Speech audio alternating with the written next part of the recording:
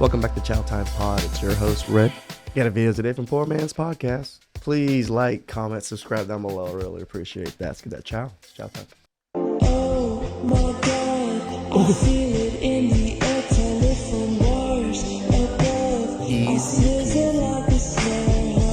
That wasn't even a hard hit. I feel it every day, nothing scares me anymore. Shout out to her for at least getting in the ring. I'd much rather have my daughter doing that than this. Next year, which I'm really excited for, I'm going to do the world record. Oh my God. Which is 919 men in 24 hours. Hey, bro, come on now, dog. No way, bro. 119. No fucking way, bro. Yeah, every 45 seconds. Do you ever get sore? Yeah, for sure. That'd have to be like set up like a laboratory experiment. Yeah, that will be like hiring a studio. Like it will be a lot of like behind the work. You're gonna have to have loads of assistants on deck and stuff. You can't, it's not a solo mission, is it? So how does it work? So like, do they have to finish for them to count as one, or No, is I it need just to like in and out? look into the rules. Like a girl did it before, and it was just sort of like every minute someone was fucking her. Every minute. Yeah. So they don't have to finish then. So No, it's but I every don't know how minute. many like pumps you have to do. There must be some sort of rules. So you have to have like that adjudicator person. Yeah. Yeah. Someone sitting. Adjudicating that. Yeah. I'm lost. 990. Really? 24 hours. 919, yes. I'm going to aim for 950. I'm going to do it in LA. When you did this 24 hours, the previous record, do you know if it was set from like an actual 24 hours or like was it Yeah, it's consistent 24 hours. 950 divided by 24? You got to do 40 a minute, 40 an hour. That's fucked. That's crazy, 40 bro. an hour. 40 dudes per hour is poetry on a biblical scale. Wow. She gonna be 30 years old trying to shoot a buzzer beater asking where all the good men at. There's no way out of this one. Y'all's income. How old are y'all? 22. 23. Okay, so basically it's about time you to start popping out kids. Get married and have kids. But if there were quality women to pop out kids. Do you have the financial backing to support a woman and 2 kids? Yeah. 1,000%. You do? Yeah. Really? Okay, well good for y'all. I would have a kid. They're just trying to shame men, and men are just like, yeah, we got it. This is what we want. Right now, I would pay for that kid all the way till he's 20 something, Let me whatever. start landscaping. I don't want that kid to be taken away and me still have to pay for him. You know what I'm saying? Because that's what would happen. That's in your nowadays. prenup. Well, not if you just get Taking a someone trial. Take that thing to court. That's for damn sure. That's not ridiculous. That's not ridiculous to say that. He'll be fine as long as he judges the women based on their character. I actually think the earlier the better. I do agree though that the divorce laws need to be changed. It's funny how politicians care about the American family when it comes to votes, but on neither side are they ever talking about doing anything about the divorce laws. Some of these young men just don't want to sign up to a raw deal, and I can't blame them. Since my husband bought our NY flight tickets, I bet him I could beat it in a race. I don't think you have any idea how fast I really am. I'm fast as fuck, boy. Yeah, we gave her a huge head start. He already caught up to her.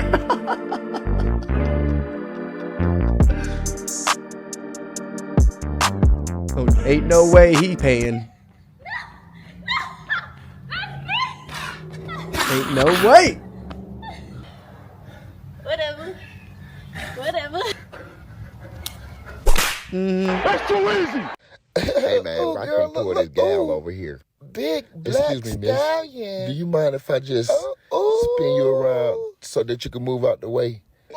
So that I can talk to her? How you doing? I love this clip. Yeah. Every guy in his Such 20s an awesome knows this, move. but when you graduate college, the entire status hierarchy flips and you go from being the big man on campus to a little fucking shrimp bitch all over again. And it happens at every period of your life. So freshman year of high school, you're getting stuffed in lockers. You're fucking drinking the muscle milk, doing everything you can to fucking look strong and fit in and act confident. And then by the time you make it to senior year, you're him. Then you're a freshman in college. You're a fucking loser. And you see your girl get taken by a junior, by a senior, whatever. And then you work your way up and then you're him. And the senior girls start dating post-grad guys. And then you become the post-grad guy. And you're the one making the slides. The guy who makes the slides, the guy who actually makes the decisions. You're working 70 hours a week and you feel like a little bitch again. And now your girl's getting taken by some 32-year-old dude who actually has money. So to actually build status and become a man who is worth something in society, it becomes a ridiculous amount of fucking work. And no matter what field you're in, your 20s are about eating shit. So the guys that are actually eating shit, because plenty of guys just opt out of the game and say, fuck it, I'd rather play video games or watch porn or not work that hard. So the guys that are actually sacrificing themselves literally every single day to become him recognize each other. My close friends in private equity eating shit. My boys buying up apartment buildings, living in one unit, eating fucking shit. My guys running VC-backed startups, eating shit. And throughout this fucking grind, the girls come and go. Boys' trips become a little less frequent. The group chats start to die out. And what remains is your other homies that are just in the fucking trenches by themselves in every fucking city in America, linking up virtually and recognize again, knowing that we're in this together. And you need those guys to believe in you when shit gets hard, to remind you you're not alone. I made YouTube friends, you know, from other channels. They reached out to me and stuff. I don't really have coworkers. I don't have men to talk to about YouTube crap. So it's nice to make friends or, you know, acquaintances and stuff that are also have channels that are similar to mine. It's hard to relate to other people when people aren't trying to achieve great things and are keeping themselves busy. It makes me feel like I'm doing too much when I'm hanging out with people that aren't doing these things. But I don't feel like I am. So I need to be with other people that makes me feel like I'm not doing enough. Alone in this bullshit. So if you are on that path and you do feel like you're eating shit every day, know that you're not alone and do everything in your power to surround yourself with other guys that are on the same track, even if they're not in the exact same lane. And dudes will have random fucking spurts and jumps at different paces, and you might be making 300, your boy's making 100, the next year he's making 500, you're making 200, but we're all in the fucking game. We're all gunning for that big house in the suburbs and the hot Latina wife, and we're all gonna fucking get there. Okay? Hey, can she be Asian too? But make sure you got your boys around you. He's right. Your mid-20s are a sad time. It's because your youthful optimism starts to go away. People stop judging you based on your potential and instead start judging you based on how much you produce. Like, people stop caring about your accomplishments and it just becomes something you're supposed to do. It's a very put the fries in the bag type of mentality. But that sense of sadness is just a transition phase. It's because your happiness starts to become geared more towards your accomplishments and your pursuit of your goals. And that's not a bad thing. It just takes some getting used to. In your mid-20s, it's important for you to realize that your dreams are now side hustles. If you want to be a basketball player, if you want to be a rapper, that's something you do on Saturdays. But in the meantime, you got to have some level of stability. Don't take out any loans you can't afford. It could be vacation loans, credit cards, car loans. Don't do any of those things because debt is slavery. Don't think that you're so smart and you're so special that you don't need to be social with the people around you. Up until this point in life as a guy throughout high school and college, it's cool to be nonchalant. But now it's cool to be energetic and personable. The guy who's personable gets paid more and is harder to replace than the guy who's just good at his job. And for Christ, do not spend 3 years in an alcohol-fueled nihilistic depression. If the human spirit is strong enough to take us to space, you can beat this quote-unquote depression. Try to exercise, stay positive and energetic because that type of energy attracts opportunity, and make sure you get 8 hours of sleep. You're not a... He's 100% correct. That nonchalant thing, that is me. I'm a very nonchalant guy. I just don't have much reactions. I look angry all the time. Everybody tells me, why am I so angry all the time? I'm not. It's just I have a resting bitch face, you know? And if I was to smile a little bit more and just, you know, like talk to people and be just a little bit more outgoing, there are much different results. There is. I am trying personally to not be a resting bitch face all the time, not to be angry all the time, and just like smile a little bit more, you know, greet people a little bit more. I know it's hard, but he's right. You can't get anywhere without building circles and without building connections with other people. Remember, it's never about what the fuck you know. It's who you know. The people that know are in positions of power. They don't care sometimes if you're good at your job or not. They only care if they like you. Night owl, you just spend too much time scrolling. At this age as a man, you don't need much, but you do need a decent bed. There's 24 hours in a day, and 8 of those hours you'll spend sleeping. That's 1/3 of your life. A good bed is a good investment. Don't give up because you... I just invested in a nice bed when I moved into the new place. Still having issues sleeping. I maybe sleep like 4 hours a day. I try to get my 8 hours, but I just wake up in the middle of the night constantly. I'm not sure it's because of the bed, my anxiousness, or whatever it is. But I do agree, a bed, a nice bed, to be able to sleep in a nice, comfortable, and not have to worry about your back and things like that, really affects what the day goes. Almost there, and it gets a lot better. Wait, you actually look sun-kissed. Uh-oh. Oh! How'd he miss Your all luck fit three? critical hit. You one shot away, literally. When the fuck did Halloween just become a bop-off? I'm not even kidding. Half these women are going out literally just naked. I saw an Instagram story last night. Some girl went out as a Playboy bunny, was wearing like a G-string thong, and literally just pasties, no top. I swear, every year it just gets more scandalous and scandalous and scandalous. It's gonna get to a point where you're just naked on Halloween. And women just use it as an excuse to just dress completely slutty. Yep. I mean, men do it too, but not to that extreme. I don't know how some of your parents are allowing you to wear that stuff out. Granted, most of you are probably moved out, but still, some of that shit it's insane how little respect. It's even crazier when I go to Disneyland. Like I bought the Oogie Boogie Bash tickets for this year. It's my first time ever going. And I go to Disneyland pretty often because they have the Bash every Tuesday, Thursday, and Sundays. So I'll go sometimes those days, even though I don't have tickets or anything. But I see all the people dressed up.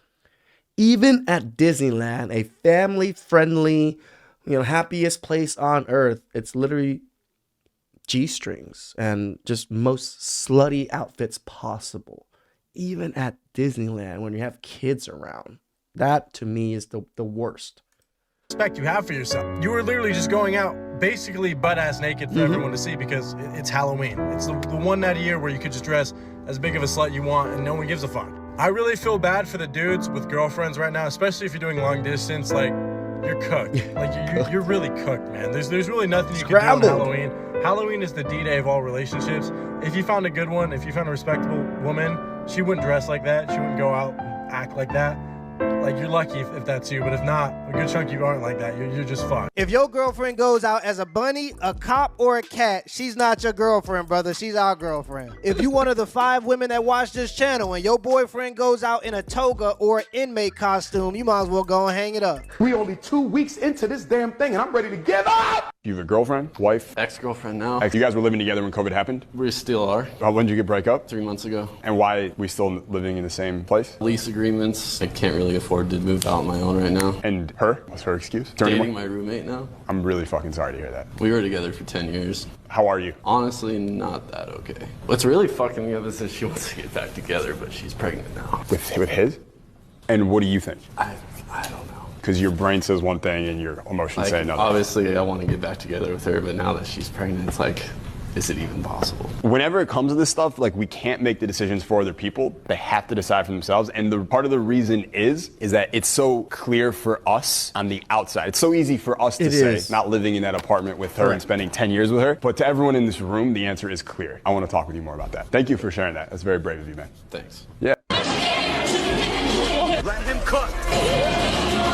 Why are you staring at me? I said let him cook. Sorry, my doctor told me they watch what I eat.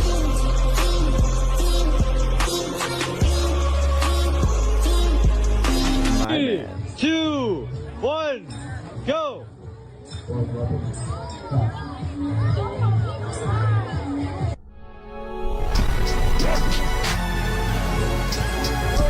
Damn. That's how I lost the weight. I brainwashed myself into believing whatever I was doing was nothing compared to what other people were doing out there. So I looked up to David Goggins, people doing extraordinary things. I wasn't comparing myself to Joe from The Office who comes home, has a pizza, drinks a beer, watches TV and goes to sleep. Me running at 350 pounds, I decided to start running from day one of this weight loss journey. And at 350 pounds, you're not meant to run. But then I looked at people like David Goggins who ran on broken legs. I look at people like James Lawrence who did 100 back-to-back triathlons in a row. And then that becomes a standard. Then what you're doing doesn't feel that crazy anymore. And if you don't have those people physically in your life, that's the beauty of the internet. It connects you. And when you have people that work so hard around you, you kind of feel like a bitch. I see my father. I see all of my aunts and uncles, the amount of hours, the amount of work they put in. Some of them are wealthy. Some of them are not. But they still put in a tremendous amount of work, and they've tried most of their life. They've worked hard most of their life. When I look at myself, I look at them, I'm just a baby back bitch. That's how I feel. And because I feel like a baby back bitch when I look at these more stellar people that are achieving great things, it makes me want to be better. That's how I view it too. Because do you want to be a baby back bitch? Because if you feel like a baby back bitch, because you are a baby back bitch, that's it. Puts you in contact and in the direct circle of people who have done extraordinary things, and you can look up to them and see what they're doing, and then that could instill some belief in you that it's possible for you as well. It's okay to be fat, but it ain't okay to stay fat. Yeah, it turns out when you lose the weight and people can see that you're visibly strong, your jokes become a little bit funnier to the ladies, people treat you with a little bit more respect, and your overall quality of life is just better. Stay hydrated, stay motivated, exercise, and strategize. It's gonna be fine, y'all. We just gotta put our heads down and do the things we already know we should be doing. Let me know in the comments below if this video was a W or a L, and give me the HBO special. That's a Help a Brother Out special. Hit the like and the subscribe button for more content. Till next time. Yeah, you know what? Poor man always loves to say, life is full of ups and downs. It's called squats. Get to them. Please like, comment, subscribe down below. I really appreciate it. I'll catch you guys next time. Ciao.